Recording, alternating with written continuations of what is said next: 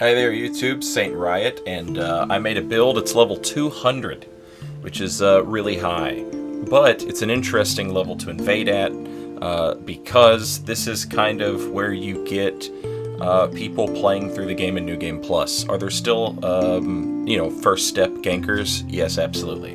Are there still Liurnia gankers? Yes, absolutely.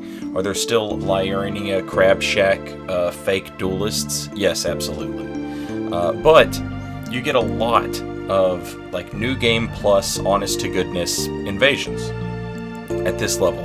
I saw Peeve do it. I said I'm gonna have a shot at it. This is the build. These are all the talismans that I've kept on me. Each one of these has a practical application in invasions, with the exception of the Silver Scarab, which is just for farming golem arrows, and because it takes a year. But it's a fun level to invade at. I made a quality build, equal parts strength and dex. We're testing out different weapons today. Greatswords. This is the Sword of Milos, or the Sword of Milos, depending on how you pronounce it. Do not tell me how to pronounce it. I don't care at all. It's a made-up video game sword. It's not real. Nothing is real. So this thing, like all great swords, if you're fighting one person, be it in a duel or in a situation where there can only be like one opponent at a time, this thing's great.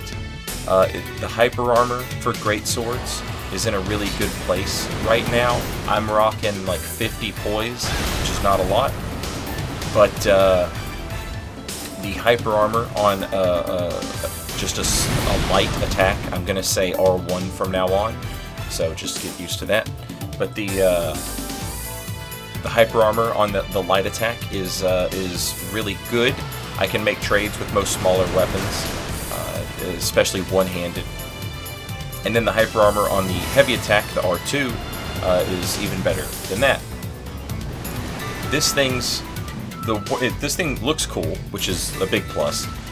You get this from doing the Dung Eater's quest, and it's a good-looking weapon, and it scales well on a quality build. But this thing's main weakness, which is a weakness of a lot of great swords, is if you're like me and you like to play in a very aggressive style, you're going to get yourself in a lot of trouble using a greatsword. Once again, if you're one-on-one, even for like a second, it's a fine weapon. As long as you're playing better than your opponent. But this thing's Ash of War makes it a little worse, unfortunately. The Ash of War is great against like bosses if you're playing through the game. The debuff is significant. And if you invade someone and they're surrounded by like a group of enemies and you hit them with that debuff, especially since we're probably invading New Game Plus people, it's significant. The only thing I don't like about the buff is it changes my heavy attacks into Barbaric Roar instead of that heavy attack, which you just saw. I love that heavy attack. It's the same heavy attack as the Death Poker, very similar to the McKellen Nightsword heavy attack. And I love it. So what you'll see me do is I'll use the Ash of War, and I'll hit my opponent with that debuff, and then once they've been debuffed, I'll toggle the weapon off and back on. And what that does is it gets rid of the Barbaric Roar buff on me, and it gives me back the heavy attack that I like, that one. Unfortunately, that Ash of War though, like it could be anything, literally any Ash of War you put on a greatsword, and it would probably be better. An Ash of War really needs to have the ability to, especially on a greatsword, to get people to get off of you for even just like a minute. And that thing's just not going to do it, which is a shame. The one-handed greatsword moveset is fine and good, and probably even better against multiple people, against groups of people. The one-handed moveset swings farther, so there's more people for you. If there's more people for you to hit, it's covering more space for you to hit it, which is nice. But I never, in my life, ever think to myself, I should one-hand this Greatsword. It just never occurs to me when I'm playing the game, except in situations like what you just saw, which was mostly just frustration and had nothing at all to do with, you know, any smart idea on my part. But the two-handed moveset, the hyper armor on it is, you know, it's good enough to get through most stuff. The problem is and I've talked about this in other videos, sometimes you'll hyper armor through attack A, and because you hyper armor through attack A, you get hit by attack B. And in the video where I referenced this before, I was talking about my opponent hyper armored through attack A and then had to sit there and eat my attack B. But in invasions, it might not be the same person's attack B. Attack A might come from player A, and attack B might come from player B. And you're just stuck in hyper armor frames eating all this, and there's no getting out of it. But yeah, that is a problem that you'll run into with any Greatsword. Not necessarily this Greatsword. But this Greatsword not being able to do something to make people respect your space. Multiple people. A lot of players, especially co-opers, gankers, whatever, they catch on quick that if they gang up on you, it's hard for you to win. Difficult to believe, I know, but it's true. I'll give you a good example of that in this next clip. But yeah, it's hard to turn down a look at this weapon. It's a special weapon in the Greatsword class. You know, it upgrades with Somber Smithing Stone. It's got a special heavy attack. It's got, you know, a weird design. It's neat. Hard to not, you know, take a look at it.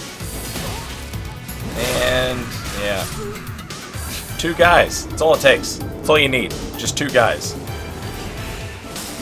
So I did take a look at it.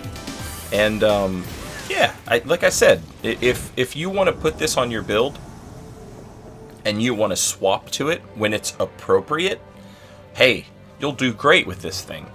I'm just trying to show off how it looks when this is the only thing you use. That's the entire purpose of this little series of videos that we've been doing with the quality build. There's been a lot of videos. We've done the Glaive, we've done the Partisan, we've done, what else did we do? Some other stuff. We did it. Godfrey's Axe. We used Godfrey's Axe. I feel like there was another one, I can't remember what it was. But yeah, using this thing, 1 versus 1, significant debuff on the Ash of War, cool heavy attacks. It's cool. If you want to swap to this as like your, you know, it's appropriate to have a Greatsword right now, swap to a Greatsword right now. My opponent is dual wielding straight swords. I can hyper armor through that with just like regular attacks. Why would I not, right? It's perfectly fine right here. It's serviceable. Now, I will say, for just a little, just a smidge of intelligence on a quality build, mind you, quality build, you could have Death's Poker, which has the same heavy attacks, but it has a better Ash of War, because people have to respect that Ash of War, because if they're chasing you, you know, you can just hit that Ash of War, and it'll blow up everybody who's chasing you. It's a cool Ash of War, it's a cool weapon, and yeah, it works on a quality build. All it needs is just a touch of intelligence. I assume that the Ash of War Ghost Flame Explosion scales with intelligence. I don't know for sure, but I assume it does. So you might not get big damage out of that Ash of War if you have just the minimum required intelligence, but everything else would probably be pretty good. So if you're looking for a weapon, a greatsword with that unique heavy attack, I would say maybe look at Death's Poker as a more all utility weapon on a quality build. But rather than do that, I decided that I would take a look at the Knight's Greatsword on this build, because the Knight's Greatsword is also a good quality weapon. So too is the Banished Knight Greatsword. And full disclosure, I ended up choosing the Banished Knight Greatsword over the Knight Greatsword for like the finished version of this build. After I've tested out all these weapons, the Banished Knight Greatsword does more damage on a quality build by a decent amount. And if I'm not mistaken, they weigh the same. They have the same, you know, weight. The Knight's Greatsword and the Banished Knight's Greatsword. However, I was interested in the Knight's Greatsword because of its length. It's longer than the Banished Knight Greatsword. So you give up a little bit of damage, and in exchange you get some length. It's also just a very nice looking weapon. And it has some really interesting properties. It's the other Greatsword moveset right there. The flippy, I actually know how to use a Greatsword moveset. You might hear us refer to this as the Hollow Slayer moveset. There was a Greatsword in Dark Souls 2 it was introduced called the Hollow Slayer. It had this moveset. Several Greatswords did have that moveset. But in Dark Souls 3, there were less of those, and the most prominent one was Hollow Slayer. So sometimes I refer to that as the Hollow Slayer Greatsword, or the Hollow Slayer moveset.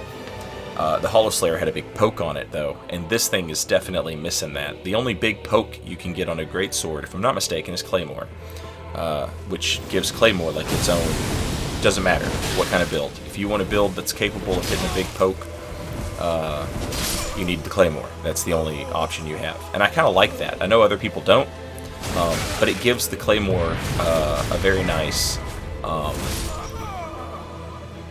niche. So this thing, as an all-utility, only using a Greatsword, the Knight Greatsword or the Banished Knight Greatsword, either one, in my opinion, better than the Sword of Milos. Simply because you get to choose what your Ash of War is going to be.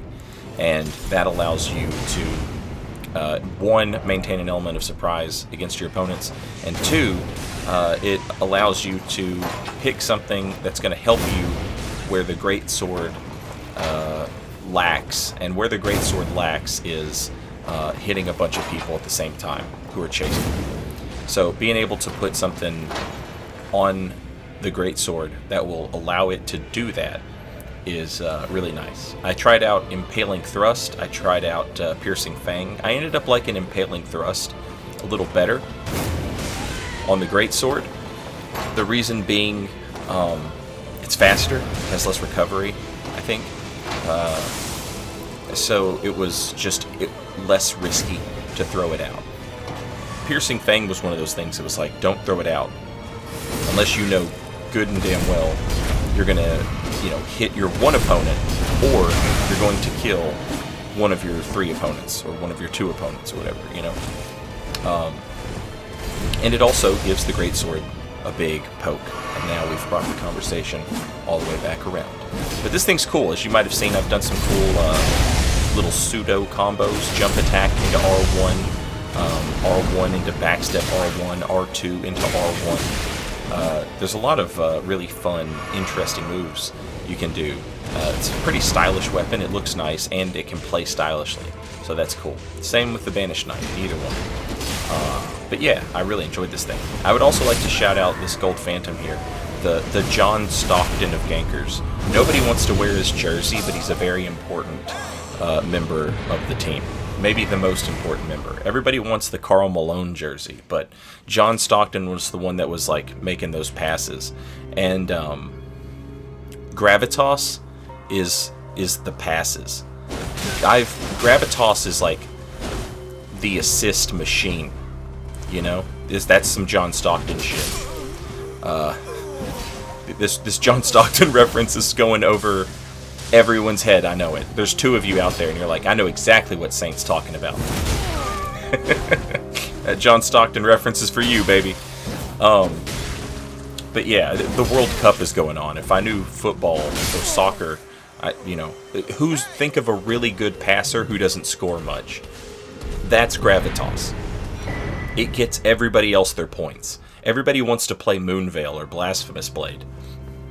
But gravitas is what makes all that happen. I'll be totally honest with you, it doesn't matter whether or not it's good or not.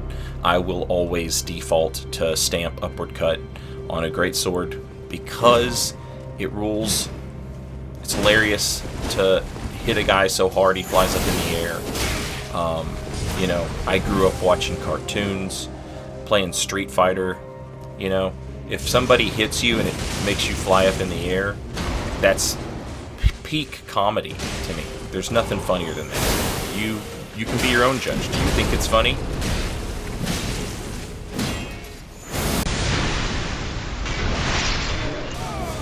It's hilarious. That's hilarious. Anyway, that's Greatswords. Quality Greatswords. Thanks for watching. I'll see you next time. It's the Pizza Cutter. Giza will. Later, y'all.